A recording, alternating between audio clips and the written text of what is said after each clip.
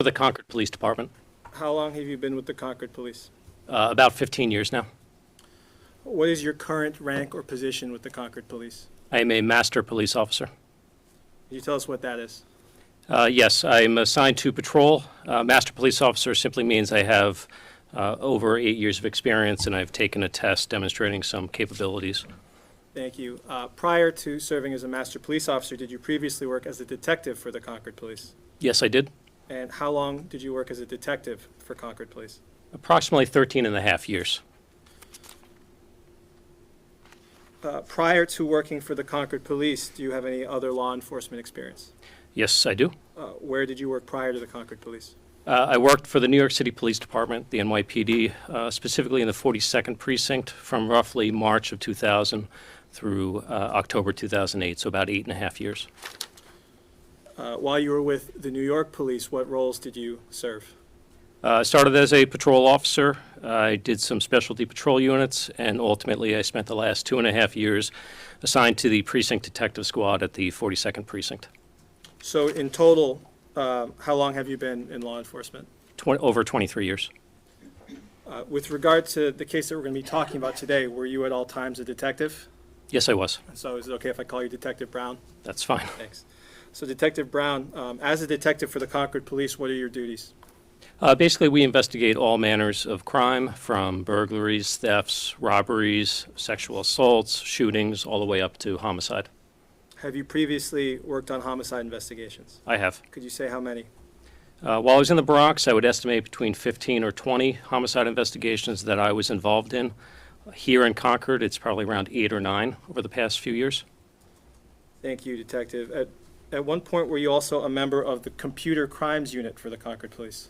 Yes, for about the last 5 years until I went back to patrol, I was a detective with the Computer Crimes Unit. And could you just briefly describe what the Computer Crimes Unit does? Sure. We are assigned to obtain digital evidence from a variety of sources. So anything from a flash drive to a laptop to a cell phone, a mobile phone, all the way up to from technology companies themselves. You said you spent about 5 years in that unit? That's correct. Detective, are you familiar with the investigation into the disappearance of Stephen and just Wendy Reed in April of 2022? Yes, I am. Did that investigation begin as a missing persons investigation? It did. Did it ultimately become a homicide investigation? Yes. What was your role in that homicide investigation? Basically, I was assigned to assist the lead investigator, who was Detective Danica Gorham. Based on my experience, I was assigned to assist her in any way that I could. So you could say I was one of the lead investigators. And what are the what are the duties that go with being a lead investigator? It's basically like a team captain or a quarterback for the case. They're responsible for understanding the overall investigation, for becoming familiar with what other officers and detectives are doing, any evidence that they've gathered, and then seeking ways to advance the investigation under the guidance of the Attorney General's office. Detective, when did you first become involved in the investigation into the missing persons report related to Stephen and Wendy Reed? On the morning of Thursday, April 21st, 2022. And could you just describe for us, how did you initially become involved? Sure. That morning, I came back from a 3-day sick leave. I was loosely aware that there was a missing persons investigation going on, but I was assigned to a different case at the time. Around 10 o'clock that morning, Detective Garrett Lemoyne came to the Computer Crimes Unit. He had 2 laptops and 2 cell phones, and he had consent for searches of those devices. Myself and Detective Harbitz, one of my partners in CCU, split up the 2 mobile devices. I took one, he took the other, and I began an extraction of one of the phones. What is an extraction? Extraction is just a fancy way of saying getting the data off of that phone and into a readable format that a other detective can look at and review. What did you learn after beginning that extraction on that phone? I'm sorry? What did you learn after the extraction process began on that phone? Well, within a few hours, based on the data that was recovered from both phones, so the one I did and the one Detective Harbitz did, we realized that both phones belonged to Wendy Reed. And we therefore theorized that Stephen Reed's phone might still be with him wherever he was. As a result of that discovery, what did you do next? My partner, Detective Harbitz, obtained location data from Google related to Stephen Reed's cell phone. What did the Concord Police do after receiving that location data? Several of us, we basically copied the data, and several of us looked at it independently, and many of us took an interest in a particular location data point from Monday, April 18th. And what day was it that you were reviewing these items? This was all on Thursday, April 21st. So after identifying that one particular data point, what did the Concord Police do? We conferred with one another, and based on the type of location data, which it was, specifically it was a GPS point with an 11-meter accuracy range. That was pretty specific for us, and so we determined that that needed to be checked out basically immediately. What did you do next? A team from Concord PD met with a team from New Hampshire State Police, and we met on the paved road next to the Marsh Loop Trail parking lot. It's a paved road that goes up to a water tower that's nearby. Some of the troopers had canine dogs with them, and we basically split up into two teams. Concord PD went up the Marsh Loop Trail into the woods to approach this location from the west, while the state troopers went along the gravel road that goes past the Unitil substation, and they entered the woods just beyond, so they basically came to the site from the east side. Thank you, Detective. I'm showing you what's State's Exhibit 75. What do you see here? This is a diagram that I created using Google Earth, Microsoft PowerPoint, and some trail maps from the city of Concord, and it basically shows the area of the Broken Ground Trail System to include the trails. It also shows Alton Woods Complex, and I've highlighted the various trails in different colors. Thank you, Detective Brown. You were just speaking about the initial search that was conducted by both the Concord Police and the New Hampshire State Police.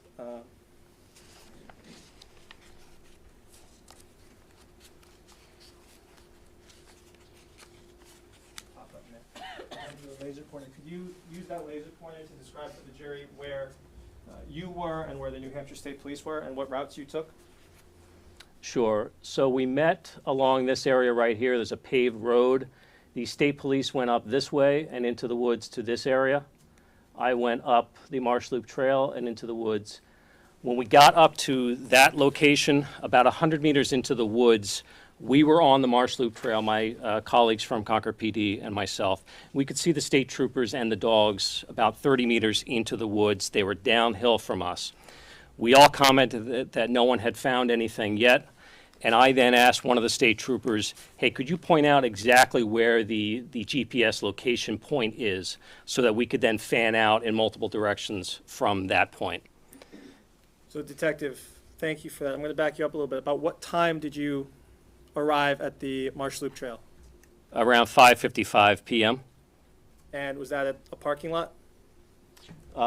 It's hard to see here. It's this little paved road. So it's not the parking lot, it's the paved road that goes right next to it. Okay.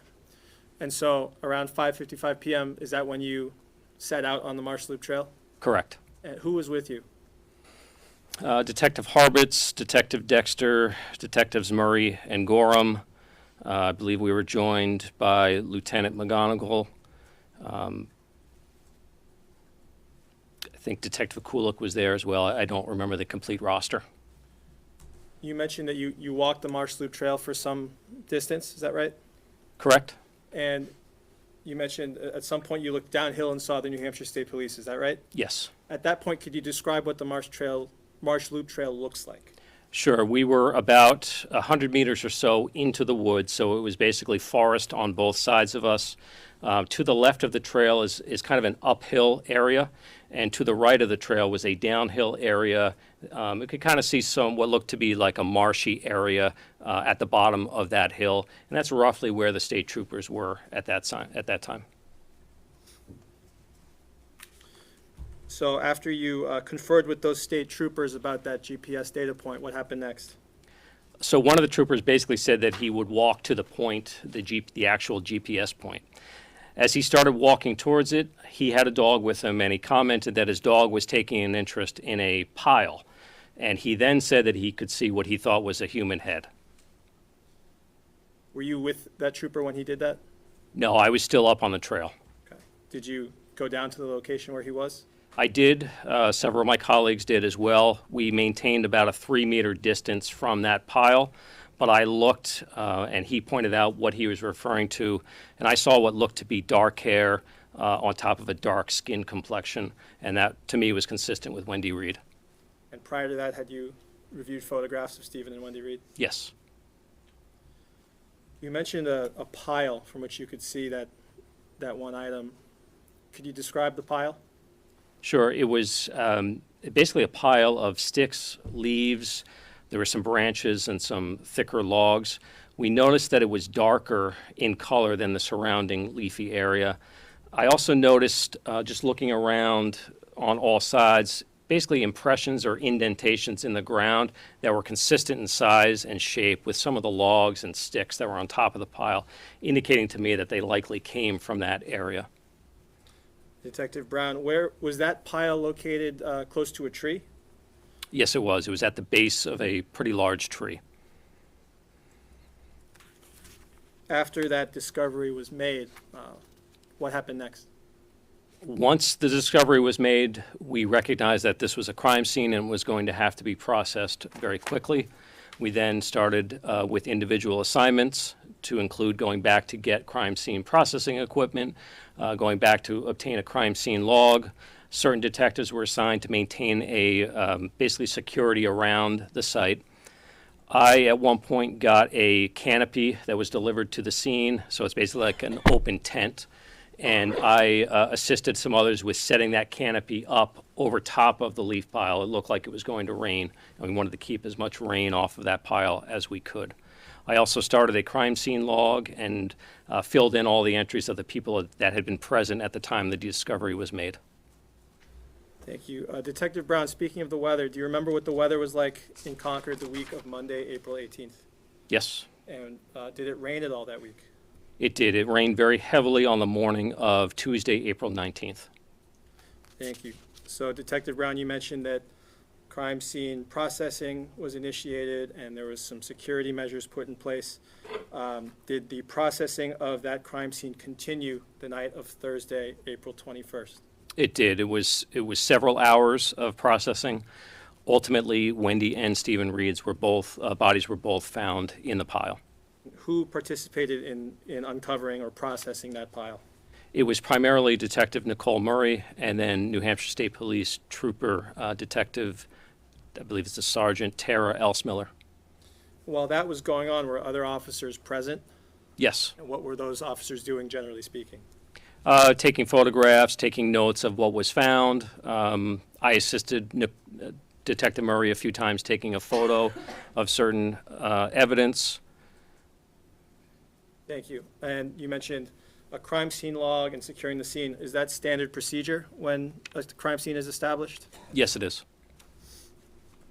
At some point, did the searches on April 21st of 2022, that Thursday, cease? They did. And why did they cease? It was around 11:37 p.m., and we basically called it for the night and determined that we would have more success in the following morning when it was daylight out and we could see more. Did the processing continue the next day? Yes, it did. And that would be Friday, April 22nd. That's correct. And what type of searches or processing were conducted that day? We continued processing the pile itself, and then we expanded the crime scene outward pretty significantly to include basically the area from the power lines all the way down to the Marsh Loop Trail.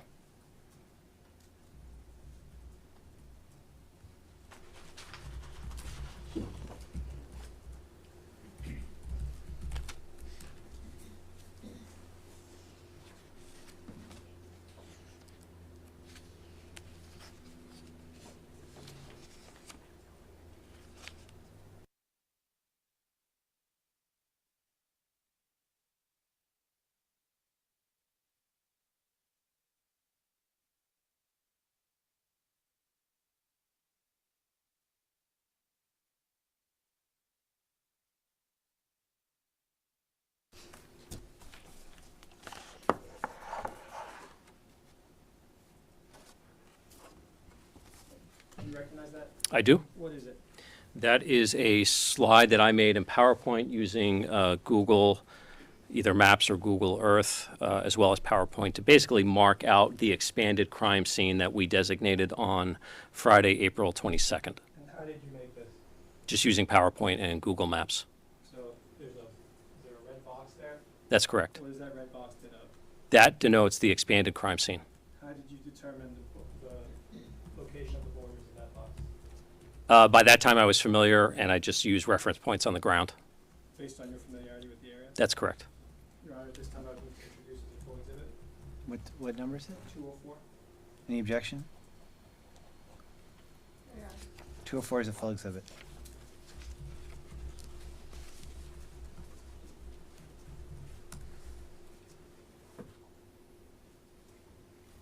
So Detective Brown, this is States 204. Could you describe what this is? Sure, this is an overhead, a Google Maps view of the crime scene, the expanded crime scene that we designated on Friday, April 22nd. I should note that that's not to scale. I didn't go out and measure those points. I just put a box visually representing the area that we searched. And there are notations on there for bullet fragments and victims. Could you describe what those are?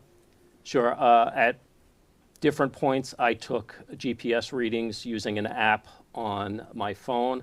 I then plugged those into Google Earth Pro in order to, and added the labels as reference points so we knew where different items were located.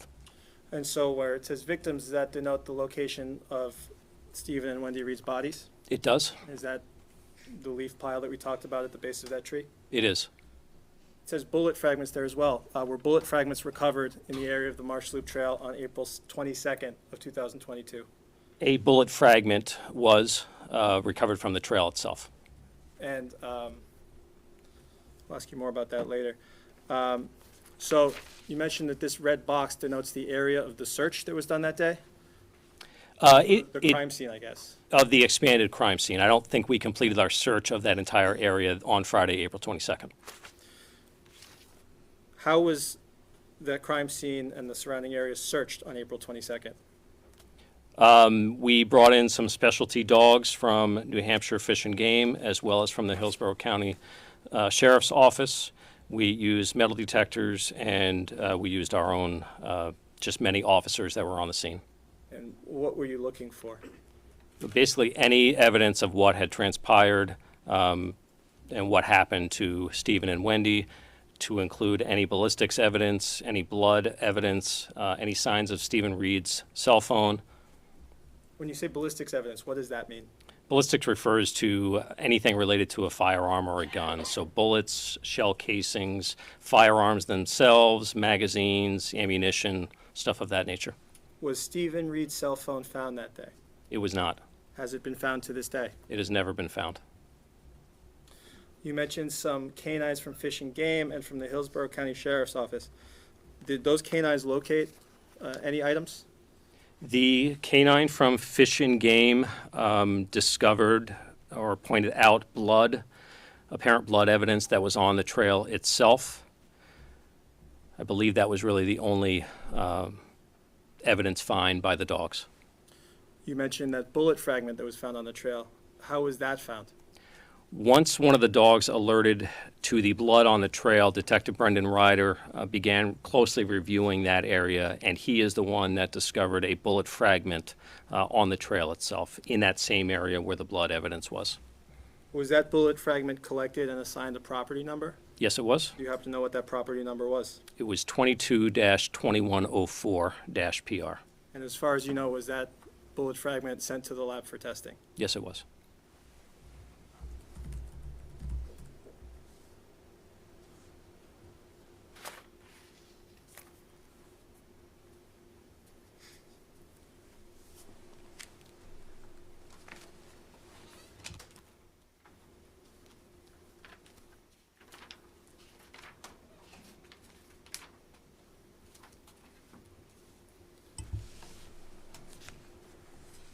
Detective, I'm showing you State's Exhibit 85.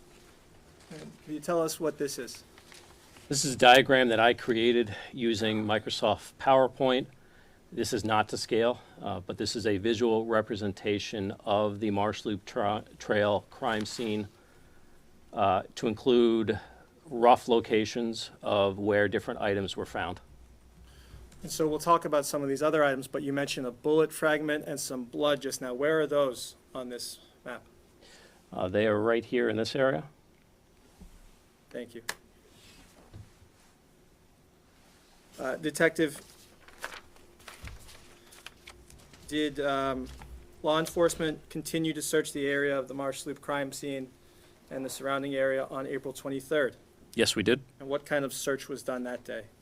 That was called a line search, where members of New Hampshire Fish and Game, New Hampshire State Police, and Concord PD gathered, and we basically formed lines to cover as much ground as we could.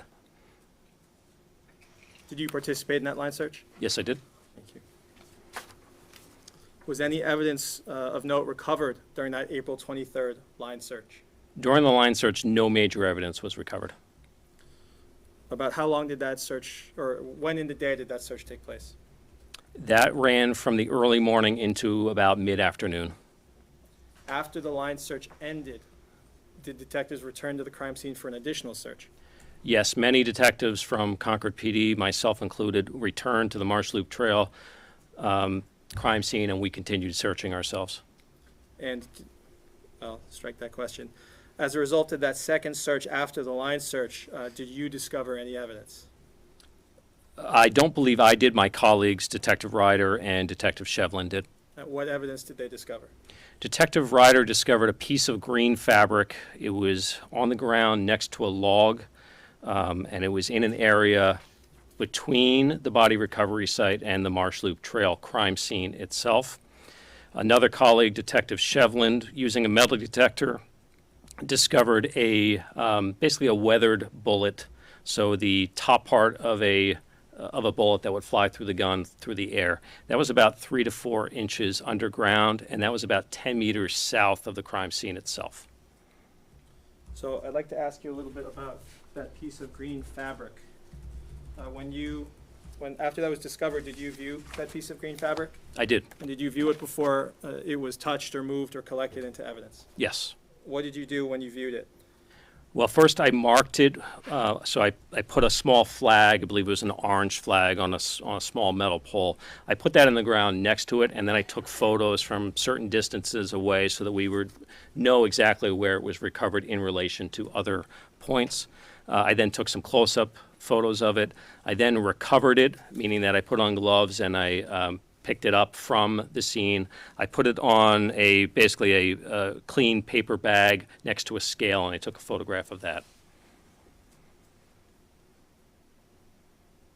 Why did you put it on a scale and take a photograph of it there? That gives us a visual reference point. If we're looking at these photos in the future, we have a rough idea of what size it is. Is that also standard? That is.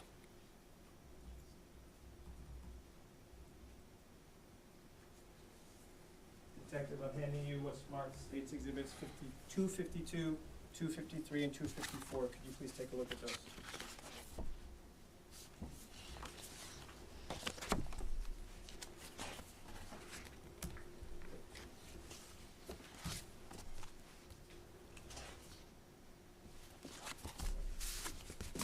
Do you recognize those? I do. And what are they? These are the photos that I took of that green fabric, both in its original position and then on a paper bag with a scale next to it. So I'm showing you 252. What does that one show? 252 shows the green fabric with the flag. Can you see the? Yes, you can see the green fabric next to the log with the flag. The next one is 53. 253 is a closer version. You can't really see the flag anymore. And 254. 254 is the fabric on a clean paper bag with a scale next to it.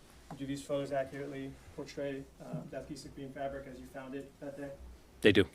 Your Honor, I move to strike the ID on 252, 253, and 254. Any objection? There you are. 252, 253, and 254 are all full exhibits. Detective, I'm showing you States 252. With that laser pointer, could you tell us what we're looking at? Sure, right in this area here is the green fabric. This is the flag and metal pole that I put to mark it.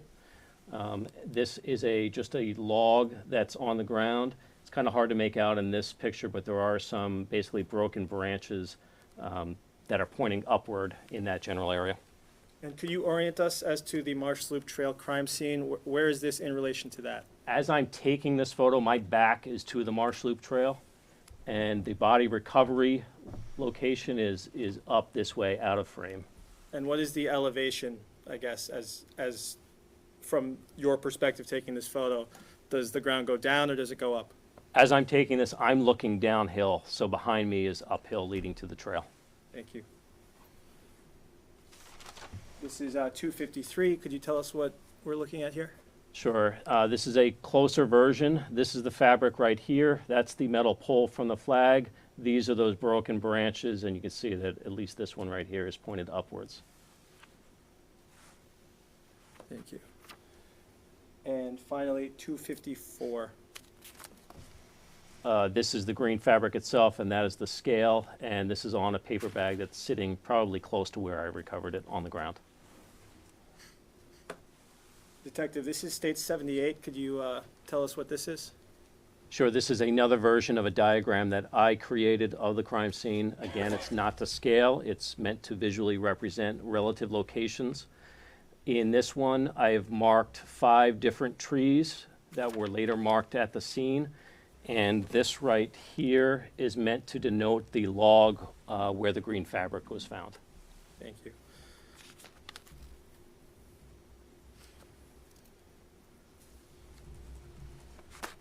Detective, you mentioned that on that same day, April 22nd, a bullet was found. That's correct. What kind of bullet was that? I don't remember the caliber. It was very weathered, and it was kind of split open at the front, indicating to me that it was a hollow point. It did not have had an opening at the top of the bullet. And could you just explain what a hollow point bullet is? compared Sure. to- Hollow point, if you look at the bullet itself, it has an opening on the top. And when it goes inside a target, it basically mushrooms and spreads out, versus a traditional bullet, which is fully enclosed. It's sometimes called a ball, and that just goes straight through. So Detective, who found that bullet? That was Detective Tom Shevland. About where was that bullet found? It was about 10 meters south of the location where we found the blood and the bullet fragment. Would that location be on this map? It would. It's not marked, but it would be in this general area right here. And was that on top of the trail, or in what condition was it found? That was found using a metal detector, and it was about, if I recall correctly, about 3 or 4 inches under the ground. So it had to be dug out by Detective Shevland. And before it was moved or collected, did you photograph that bullet? Before it was collected, I did photograph it in the ground, sitting on the ground where Detective Shevland had recovered it. And did you also place that bullet onto a scale and take a picture of it? Yes, I did. I'm handing you sticks 281 and 280. Sorry, could you take a look at those?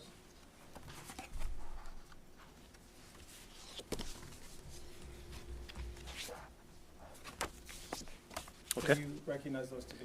Those are photographs that I took of the bullet that was found by Detective Shevland on that day. And do these photos accurately depict how that bullet looked when you found it? They do. I'd move to introduce, Your Honor, 280 and 281. Any objection? No, Your Honor. 280 and 281 are both full exhibits. Detective, this is State's 280. Can you explain for the jury what is depicted? Sure. It's right here. This is the bullet, and it's basically in the hole that was dug out by Detective Shevland. Again, we've marked it with a orange flag, and you can see kind of that it's open or split open at the top. That's consistent with a hollow point. And this is State's 281. Is this, or tell us what this is, please? This, I've now recovered the bullet, and I placed it on a paper bag, and I put a scale next to it. And again, we can see the split opening at the top, consistent with a hollow point type bullet.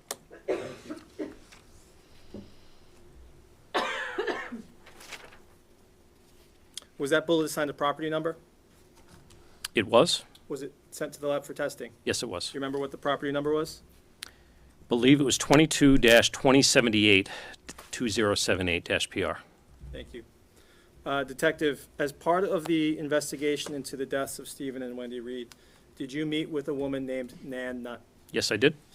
And without getting into what was said, did you speak with her on Saturday, April 23rd? Yes, And did you speak with her on other occasions? I did. When you met with her on one of those occasions, did you collect any information from her? I did. What kind of information did you collect? The first time I met with her was Saturday, April 23rd. I took photographs of her cell phone. She had a fitness app open, and it was showing basically a digital record of a walk that she had taken on Monday, April 18th. I later met with her again on Monday, April 25th. At that time, she provided me written consent to take possession of her phone and to use some forensics equipment to extract or remove or copy that location data related to that particular walk from her phone to a device so that I could read it using our own forensic software. And did she provide consent to do that? Yes, she did. So, what did you do with that data that you retrieved from her phone? Once I retrieved the location data related to that hike, I exported it into a different file format called a KML. It's basically just a format that's used by Google Earth Pro to map those data points onto an actual map using the GPS coordinates that are in that data along with the date and time to place it chronologically on a map.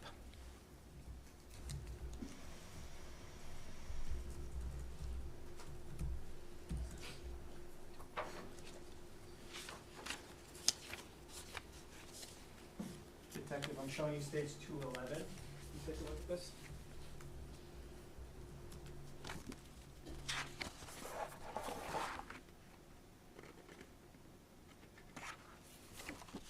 What is that?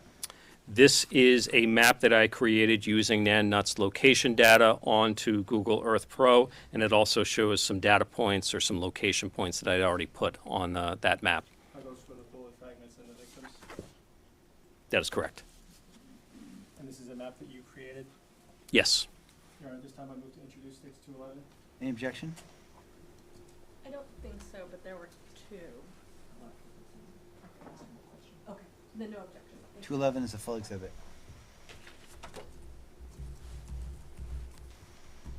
Detective, I'm showing you stage 211. Could you describe what we're seeing here?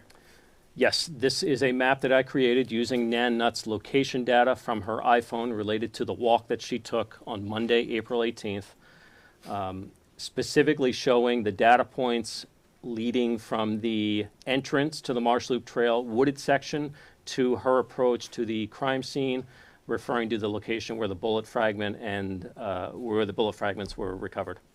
So there are a series of what look like yellow thumbtack icons. What do those denote? The yellow thumbtacks are Nan Nutt's location data points, and then these 2 points are the location data that I obtained for the bullet fragment as well as the victims' bodies.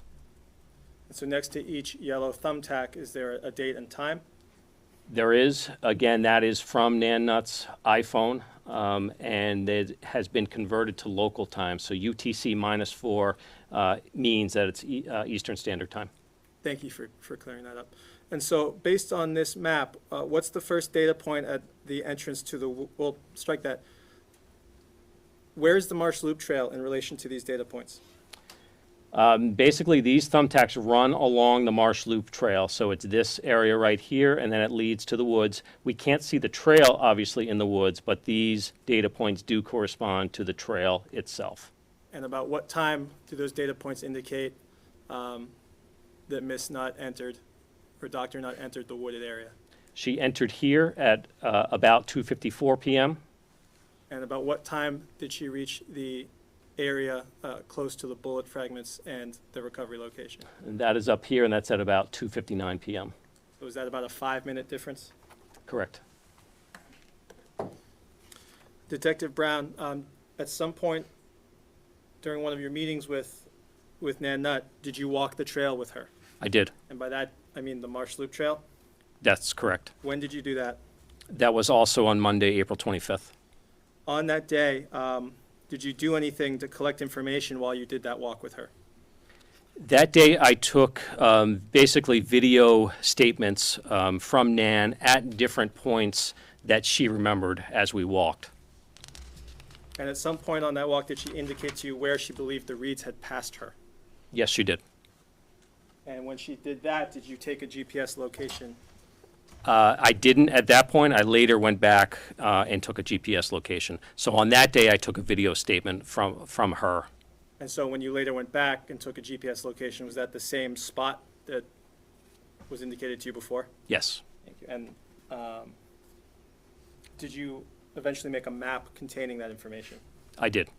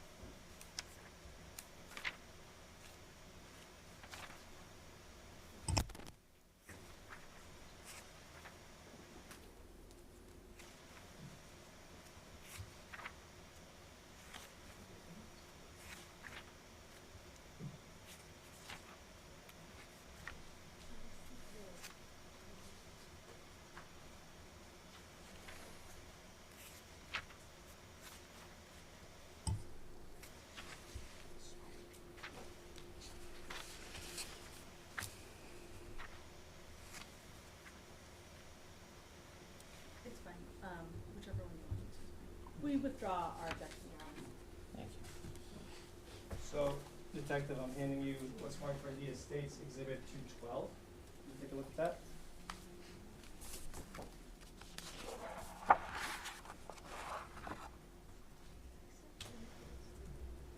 Okay. What is that?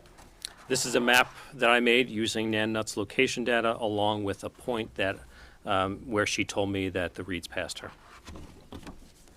This time, I move to introduce as full. Any objection?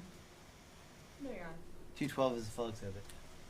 I'm now handing you what's marked for ID as Defendant's 1131. Can you take a look at that?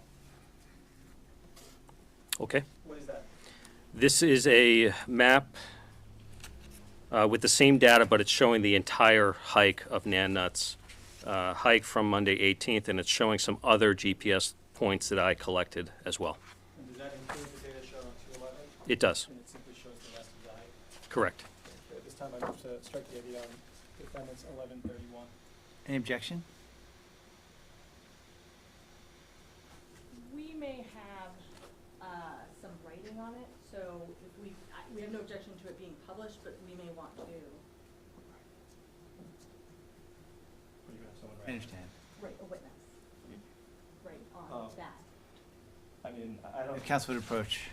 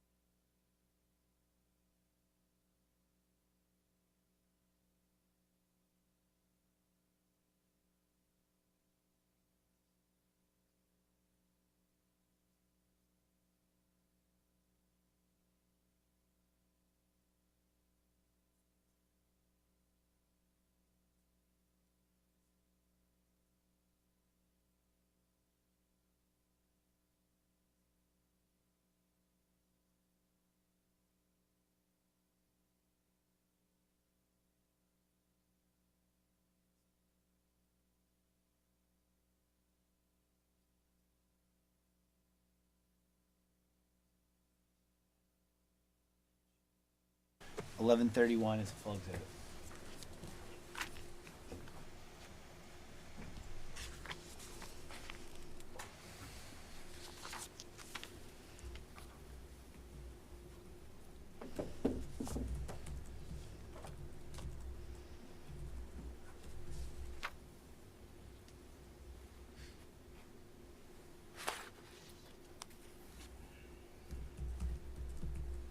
So Detective, this is States 211. Could you describe this for the jury? Sure, this is a map that I created, again, using NanNut's location data plotted in Google Earth Pro. NanNut's location data is the yellow thumbtacks, and then I've added a point in green up here, which is where we believe that the reads passed NanNut. And I'm sorry, that's States 212.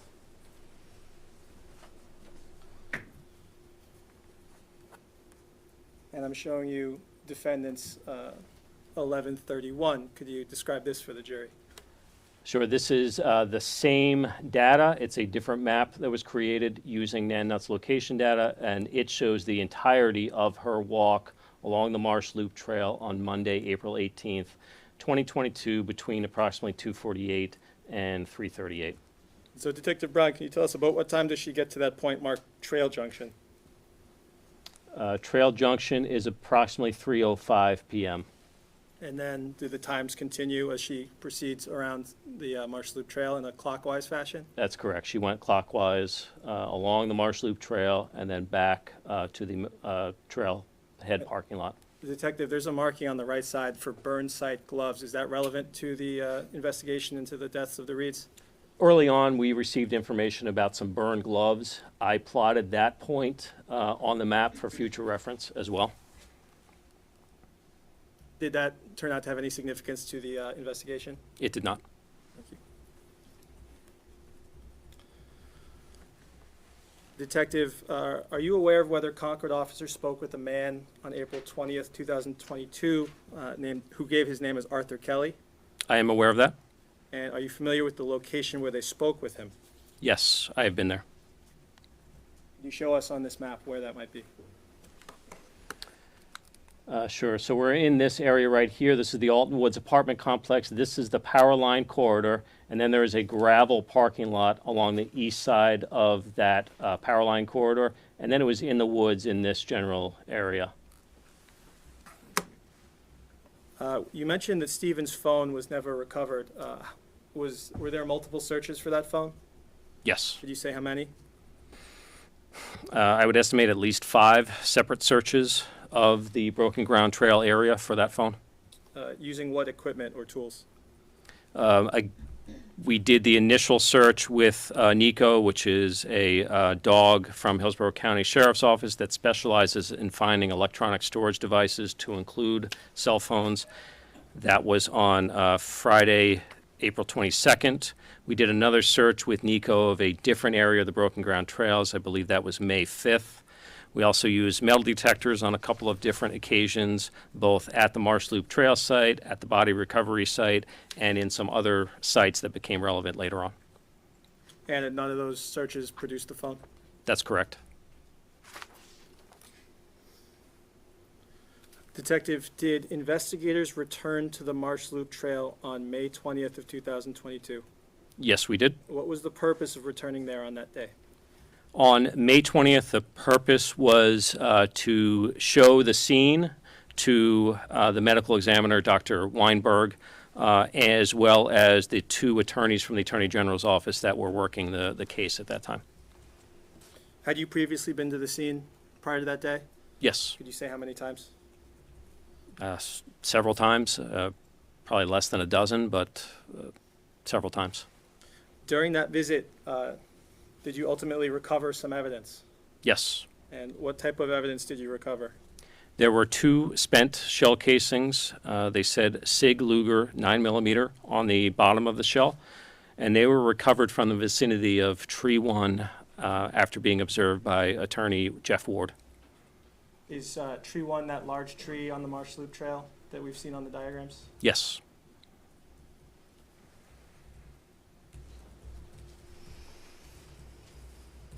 Detective, I'm showing you states 213, 214, 215. Please take a look at those.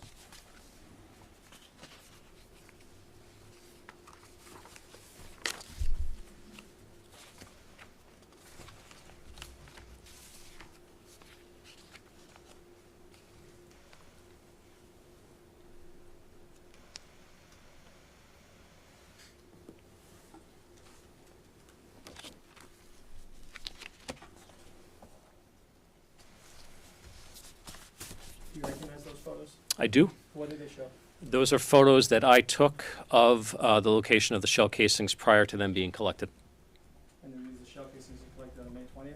They are? And are these photos a fair and accurate representation of those shell casings as you saw them on that day? Yes. At this time, I move to introduce 213, 214, and 215, Your Honor. Any objection? No, no. They're all full exhibits.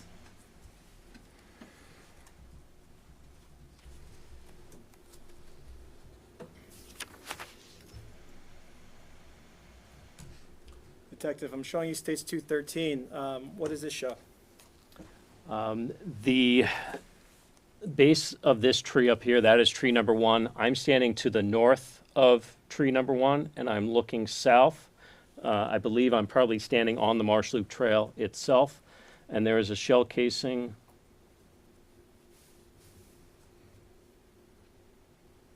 right here in this area. And boy, it's hard to, I believe the second one is right there. Thank you. That states 213. Showing you states 214. What is this? This is a slightly closer version. One shell casing is here, and the other one is up at this point right here. So there's that one you just pointed. Where's the second one? There's one right here, and there's one right there. Thank you. And so that one up top that you're talking about, what is the orientation of that as we're looking at it?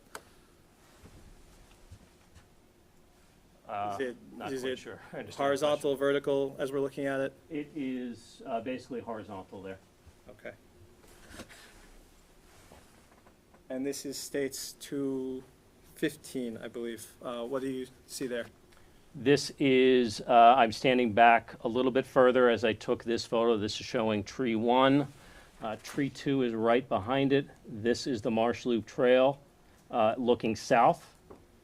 This is one of the shell casings right here, and this is the other shell casing right there. And did you place those placards? Yes. Detective Brown, the area that we can see at the base of that tree where those placards are, generally speaking, had that particular area been searched before? Yes. Could you say how many times? I would estimate at least 3 to 5 times. Using what tools or equipment? Well, the ballistics dogs were in this area. We also use metal detectors in this area, and we visually searched this area. Were those two casings collected and assigned property numbers? Yes, they were. And what were those property numbers? The number one here was 22-2589, number two, dash PR, and the second one here was 22-2590, 2590 dash PR. I believe those are already full exhibits. Were those casings sent to the lab for testing? Yes, they were.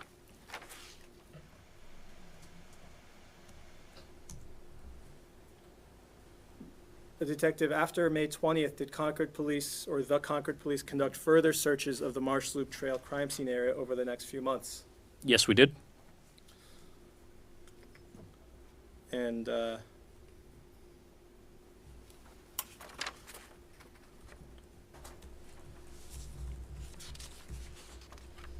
was any additional ballistic evidence recovered from the area of the Marsh Loop crime scene, in addition to the two casings we just talked about and the bullet fragment that you mentioned from April 22nd? Yes, there was additional ballistics evidence. In addition to, there's additional ballistics evidence. Could you describe that? Yes, on August 30th and August 31st, 2022, we returned with an additional metal detector borrowed from Fish and Game. Detective Gorham and I scanned that area, and Detective Gorham ultimately located, over the course of 2 days, she located 3 bullets deep in the Marsh Loop Trail, about 8 to 10 inches underground, roughly a couple of feet from the same area where we recovered the blood evidence and the bullet fragment. And are you familiar with the location of those items where they were recovered on the trail? I am. And that was, you viewed them before they were collected and placed into evidence? That's correct. Detective, was a pill bottle also found in the area of Yes. the Marsh Loop crime trail scene? Yes. And could you just describe for the jurors where that was found? That was found close to the body recovery location, along the same general path from the Marsh Loop Trail crime scene to where the bodies were recovered. It was, I would estimate, 10 to 12 feet from the bodies themselves along that path. Detective, I'm showing you states 84 for ID. Do you recognize this? Yes, I do. What is it?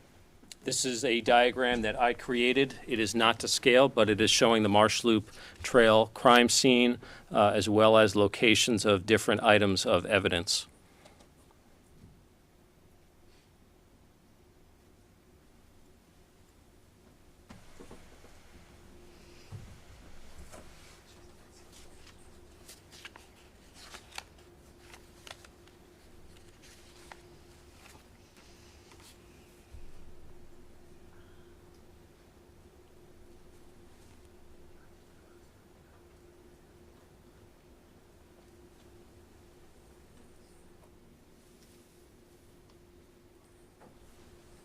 Thank you. At this time, Your Honor, I move to introduce states 84 as a full exhibit. Any objection? No objection. Your Honor. 84 is a full exhibit.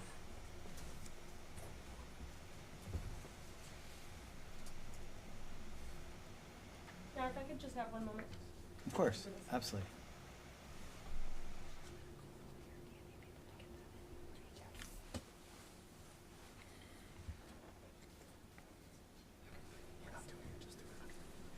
Thank you, Your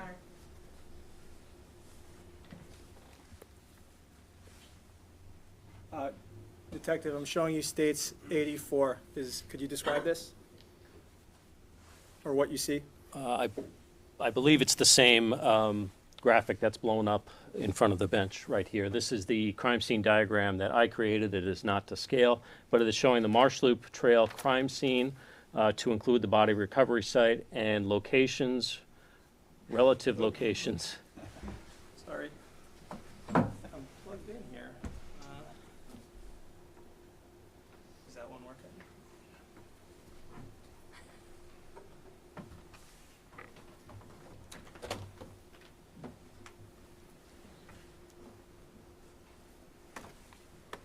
All right, I think we're in business.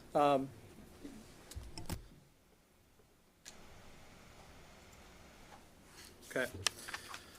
So Detective Brown, we were just talking about May 20th of 2022. Were you actually out at the crime scene on May 10th of 2022 as well? Yes, I was. And what did you do that day? We had obtained 2 dummies, so weighted dummies from the Concord Fire Department, and I dragged them from, one at a time, from the crime scene on the trail to the body recovery location, and then I walked or ran back to the trail scene, and that was timed to see how long it took me to do that. And could you describe with a little bit more specificity how that procedure went? Sure. There were 2 dummies. One was smaller. It was about 140 pounds. If I remember correctly, it was just a dummy, didn't have any clothes on. I don't think it had legs. It may have had parts of legs. I believe that these dummies are weighted, and so to adjust the weight, you remove different limbs. So the lesser weighted one was about 140 pounds. It didn't even have a head, but it was just a body with the upper arms and I think the upper parts of the legs. The second dummy was larger, so it basically had all of the limbs except maybe a right arm might have been missing, and it also had a head. It was much heavier. It was about 200 pounds, and it had fire department response equipment on. So I placed both dummies on the trail crime scene, basically in the same area where the blood and bullet fragment had been. And then one of my colleagues basically started the stopwatch. I think it was an app on a phone, and I dragged the smaller one from that site all the way down to the location where the bodies had been recovered by this tree. I left the smaller one. I ran back up. I then got the second, the larger dummy, and I dragged that one down from the same spot all the way down and positioned it roughly where Wendy's body had been recovered. And I then ran back up to the trail, and the clock or basically took a note of the time that it took me to get back up to the trail. So, Detective, how did you carry them, or how did you handle those dummies? I believe I grabbed them under, like in their armpits, so under the arms, and then I walked backwards, just dragging them along the path. At any point did you fall?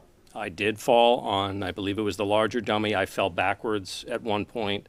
I got back up and continued and finished, and later on I found that I had just a small abrasion on my leg from that. And could you describe the particular path you took from where you began to the recovery location? It was basically the path of least resistance, the easiest path, and it was along certain areas where we found the green fabric, where we found the prescription bottle, so we suspected it was probably the drag path that was used. So, yeah. When you conducted this procedure, you said that you left each dummy at that recovery location. Did you attempt to cover them with leaves or sticks? No. And how did you feel physically by the time you finished that? I was very winded, exhausted. It took another couple of minutes for me to kind of regain my composure, but I was out of breath. I was very physically tired when I got back up to the trail. How long did it take you from the point that you started moving the first dummy to the time that you got back to the trail scene? Yeah, absolutely.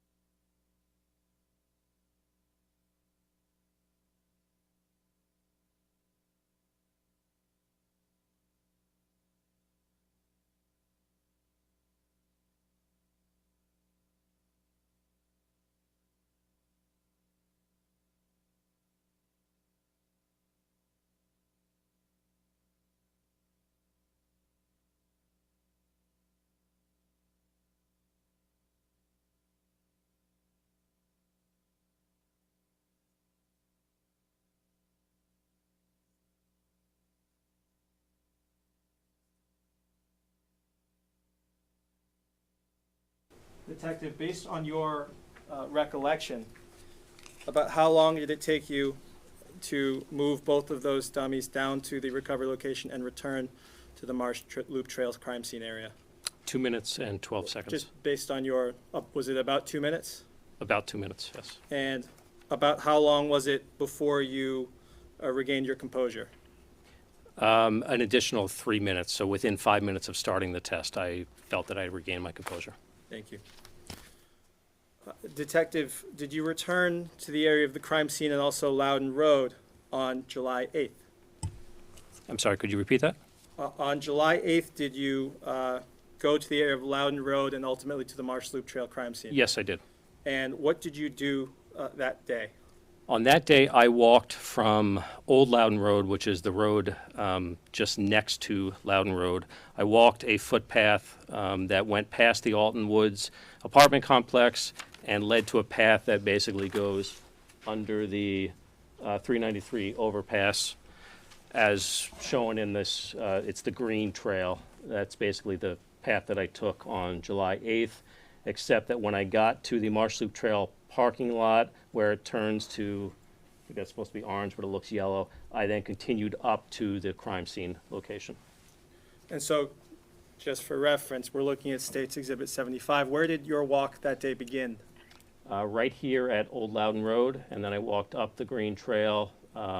This is basically the underpass under 393. This is the parking lot, and then I continued up the Marsh Loop Trail to roughly this area, the crime scene area. And is that where the walk ended? That's correct.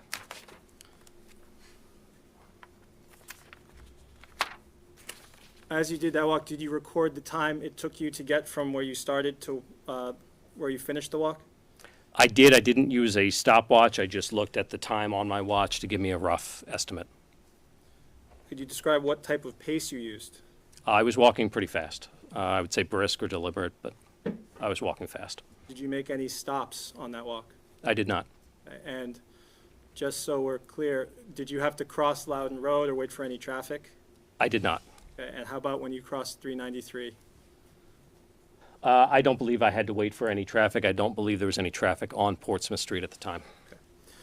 So based on your recollection of your looking at your watch, how long did that walk take you? Overall, it took about 12 minutes. And how long did it take you to get from the beginning of the walk to the Portsmouth Street parking lot? That part took about 8 minutes, And so then how long did the rest take? about 4 minutes.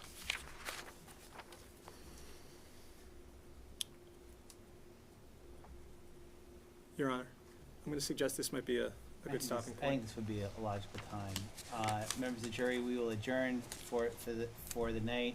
Please remember my instructions. You can't discuss the case among yourselves or with anyone else. You can't look at any media coverage concerning this case. I will tell you that media has gratefully averted their cameras as you've taken a different exit in and out of the courtroom this afternoon. I'm going to ask you to follow the same path as you're leaving tonight. Again, the instruction about not going back to any of the sites that we visited on the View and not doing any of your own independent research in this case. Just another comment. You've been wonderful about showing up on time, being here. I know I asked you before the weekend, the long weekend last weekend, to make sure people stayed healthy, and I think today's events are a reminder of how important it is. So I do appreciate you all trying your best to get some rest and so you can stay healthy throughout the course of the trial. Thank you all very much. Have a good night. We'll see you back tomorrow morning.